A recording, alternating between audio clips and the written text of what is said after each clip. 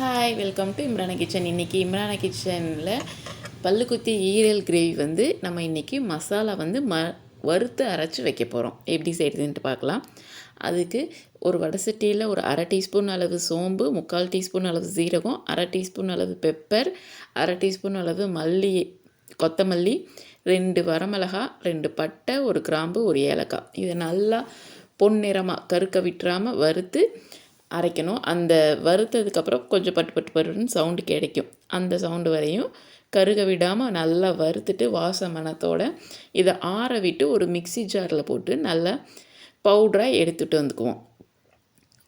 ரொம்ப நைஸ் பவுடராக இருந்தாலும் ஓகே, இந்த மாதிரி கொரகொரப்பாக இருந்தாலும் ஓகே தான். இது அப்படியே இருக்கட்டும். அதுக்கப்புறம் ஒரு குக்கரில் எண்ணெய் விட்டுட்டு ஒரு 20 சின்ன வெங்காயத்தை 2-3 கட் பண்ணி எடுத்துருக்கிறேன்.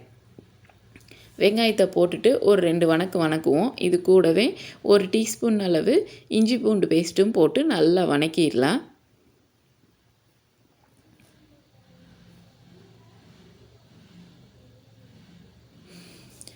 அது கூட ஒரு 1/4 டீஸ்பூன் அளவு மஞ்சத்தூள் போட்டு நல்லா வணக்கிட்டு நம்ம க்ளீன் பண்ணி வச்சுருக்கிற ஈரல் பல்லுக்குத்தி இது 2மே சேர்ந்து ஒரு 1/4 கிலோ அளவு வரும். இந்த 1/4 கிலோ அளவுக்கு நம்ம எடுத்துருக்கிற மசாலா கரெக்டாக இருக்கும். சூப்பராக எம்மியாக நல்ல காரசாரமாக இருக்கும். நீங்களும் செஞ்சு பாருங்கள். இந்த மலைக்கு எதமாக இருக்கும். ஈரல் பல்லுக்குத்தி போட்டு நல்லா எண்ணெயிலே ஃபஸ்ட்டு வணக்கிடுவோம்.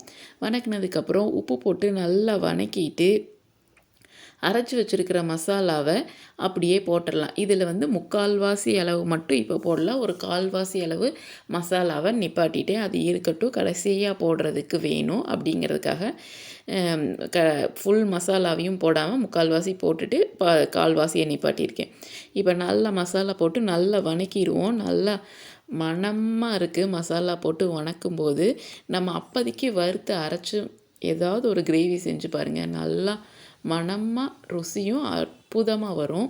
அதுக்கப்புறம் கொஞ்சமாக தண்ணி ஊற்றி வணக்கிடலாம். தண்ணி ஊற்றி வணக்கினதுக்கப்புறம் இன்னும் கொஞ்சம் தண்ணி ஊற்றி வேக விட்டுருவோம்.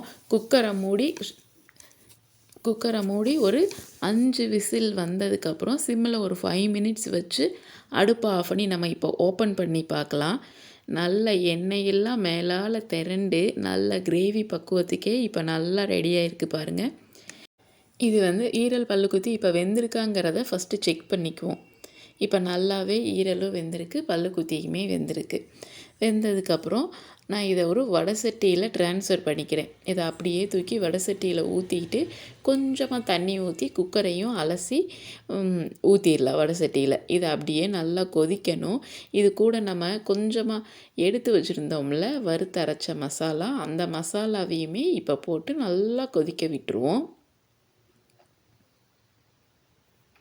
இந்த டைமில் உப்பு கரெக்டாக இருக்காங்கிறதையும் செக் பண்ணிக்கோங்க. உப்பு பத்தலை அப்படின்னாலும் உப்பும் போட்டு நல்லா கொதிக்க விட்டுடலாம். இப்படி நல்லா கொதிச்சிட்ருக்க கொஞ்சம் நேரத்துலேயே சிம்மில் வச்சுட்டோம் அப்படின்னா நமக்கு இப்படி எண்ணெய் மேலால் திரண்டு வந்து கிரேவி சூப்பராக மணமாக ருசியோடு ரெடி ஆயிடுச்சு பாருங்கள். நம்மளோட பல்லுக்குத்தி ஈரல் கிரேவி சூப்பராக ரெடி ஆயிடுச்சு. இது நீங்கள் சும்மாவே சாப்பிட்லாம், அவ்வளோ டேஸ்ட்டாக இருக்கும். இதே மாதிரியே நீங்களும் செஞ்சு பாருங்கள். இதே அளவில் செஞ்சு பாருங்கள். சூப்பராக காரசாரமாக வரும். இந்த வீடியோ பிடிச்சிருந்துச்சுன்னா லைக் பண்ணி, ஷேர் பண்ணி, சப்ஸ்கிரைப் பண்ணுங்கள். மறக்காமல் பக்கத்தில் இருக்க கிளிக் பண்ணுங்கள். தேங்க்ஸ் ஃபார் வாட்சிங்.